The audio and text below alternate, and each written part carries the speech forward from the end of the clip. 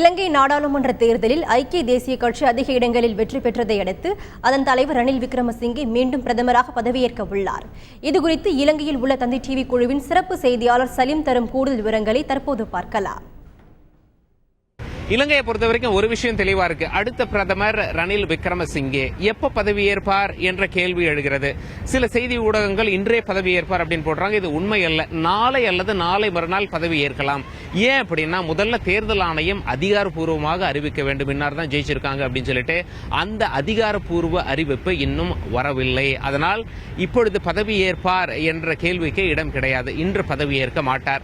நாளை பதவியேற்கலாம் அல்லது நாளை மறுநாள் இருக்கலாம். அது பதவியேற்புக்கு முன்னாடி என்னெல்லாம் நடக்கும் அப்படின்னா தேர்தல் ஆணையம் அதிகாரப்பூர்வமாக அறிவிக்கும். அரசியல் கட்சிகள்லாம் இப்ப போன்ல பேசிட்டு இருக்காங்க. ஒன்று கூடி நேரில் பேசி இன்னார் இப்படி எல்லாம் சப்போர்ட் பண்றேன் அப்படின்னு சொல்லி பேசிப்பாங்க. அவங்களுடைய கோரிக்கை எந்த அரசியல் கட்சி ரணில் விக்ரமசிங்கேக்கு சப்போர்ட் பண்றாங்களோ எம்பிக்களை கொடுத்து அவங்க சில கோரிக்கைகளை முன்வைப்பார்கள்.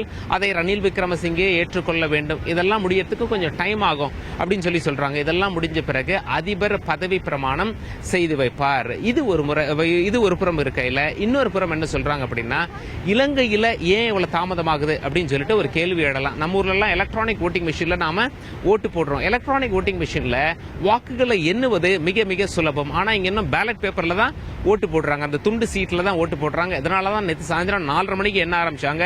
இன்று காலை வரை விடிய எண்ணாங்க. அதன் பிறகு இன்னும் தேர்தல் ஆணையம் அறிவிப்புகளை வெளியிடாமலே இருக்கின்றதுக்கு கால தாமதத்திற்கு முக்கிய காரணம் இதுதான். இலங்கை மக்களுக்கு ஒன்று மட்டும் நன்றாக தெரிந்திருக்கிறது.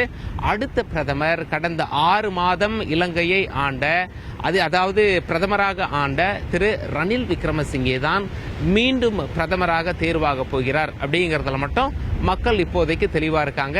இலங்கையிலிருந்து தந்தி செய்திகளுக்காக கேமரா பர்சன் லூகாஸுடன் சலீம்.